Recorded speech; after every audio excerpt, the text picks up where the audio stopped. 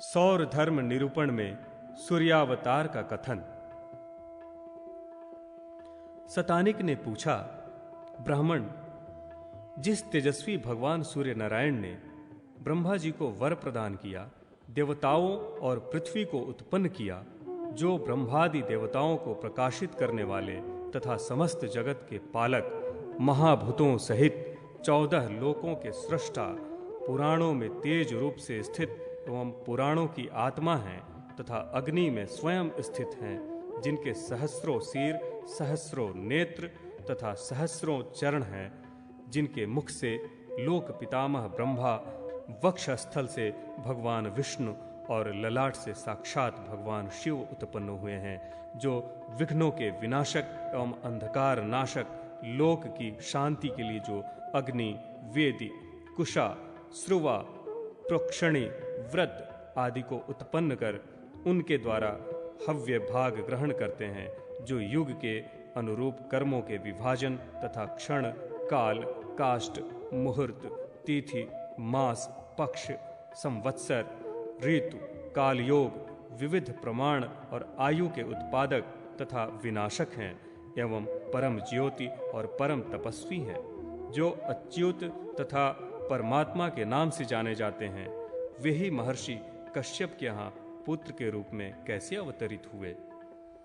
ब्रह्मादि जिनकी उपासना करते हैं तथा वेद विद्ताओं में जो उत्तम और देवताओं में प्रभु विष्णु हैं, जो सौम्यों में सौम्य और अग्नि में तेजः स्वरूप हैं, मनुष्यों में मन रूप से तथा तपस्वियों में तप रूप से विद्यमान हैं, जो विग्रहों में विग्रह हैं, जो देवताओं और मनुष्यों सहित समस्त लोकों को उत्पन्न करने वाले हैं, वे देवों के देव भगवान सूर्य किस लिए अदिति के गर्भ से स्वयं उत्पन्न हुए?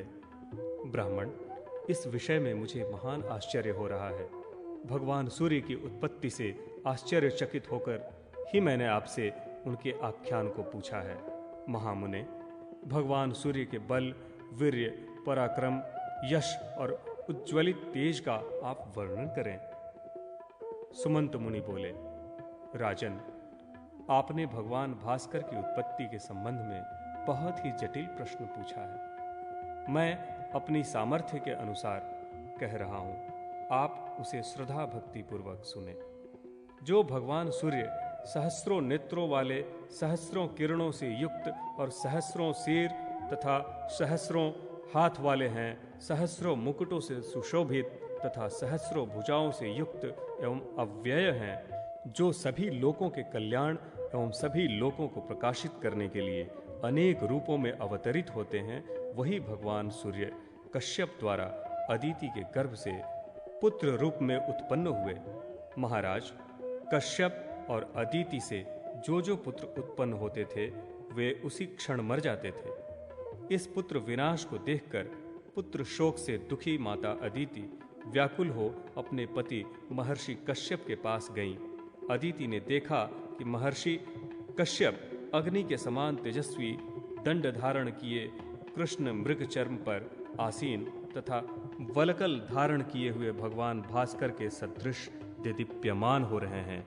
इस प्रकार से उन्हें स्थित देखकर अदिति ने प्रार्थना करते हुए कहा, देव, आप इस तरह निश्चिंत होकर क्यों बैठे हैं?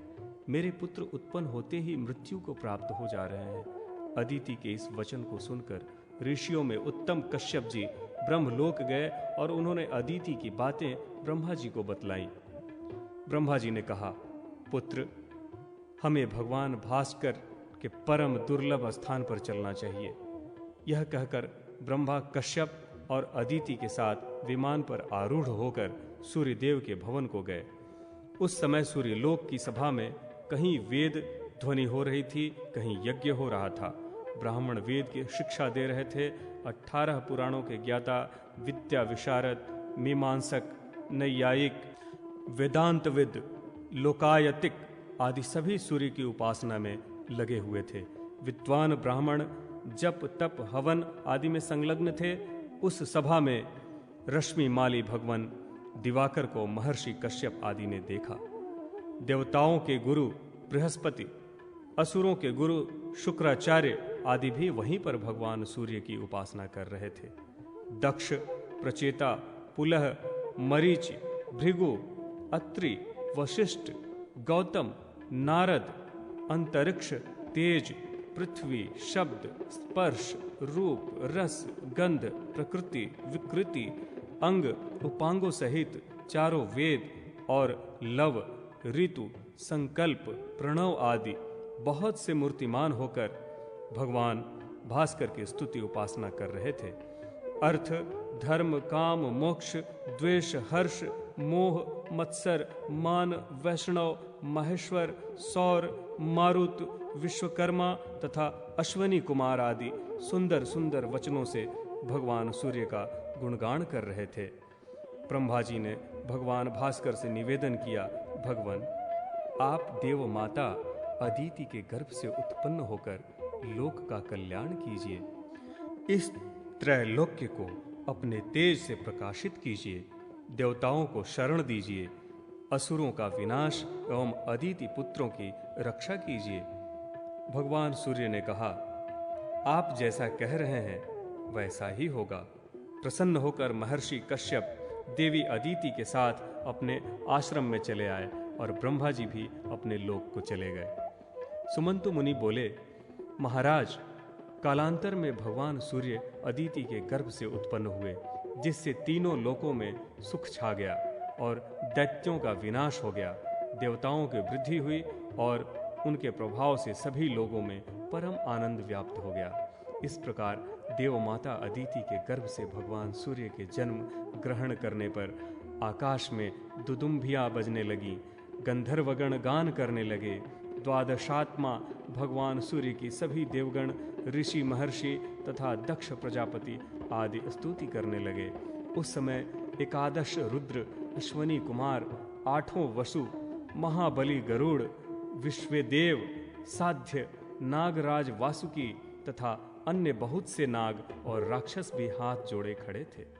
पितामह ब्रह्मा भी स्वयं पृथ्वी पर आए और सभी देवता एवं ऋषि महर्षियों से बोले, देवर्षिगण, जिस प्रकार बालक रूप में उत्पन्न होकर ये सभी को देख रहे हैं, उसी प्रकार ये लोकेश्वर श्रीमान और विवस्वान रूप में विख्यात होंगे। देव, दानव, यक्ष, गंधर्व आदि के जो कारण हैं, वही आदिदेव भगवान आदित्य हैं। इस प्रकार कहकर पितामह ब्रह्मा ने देवताओं और ऋषियों सहित उन्हें नमस्कार कर विधि पूर्वक उनकी अर्चना की। तत्पश्चात वे अपने अपने लोकों को चले गए। वेदों द्वारा ज्ञेय तथा इंद्रादि 12 नामों से युक्त भगवान सूर्य को पुत्र रूप में प्राप्त कर महर्षि कश्यप अदिति के साथ परम संतुष्ट हो गए एवं सारा विश्व हर्ष से व्याप्त हो गया तथा सभी राक्षस भयभीत हो गए। भगवान सूर्य बोले, महर्षि, आपके पुत्र नष्ट हो जाते थे, इसलिए गर्भ की सिद्धि के लिए मैं आपके यहाँ पुत्र रूप में जन्म हुआ हूँ। सुमंतु मुनि बोले, राजन, इस प्रकार भगवान भास्कर की आराधना करके ब्रह्मा जी ने सृष्टि करने का वर प्राप्त किया और कश्यप मुनि ने भी भगवान भास्कर को प्रसन्न कर उन्हें पुत्र रूप में प्राप्त कर लिया।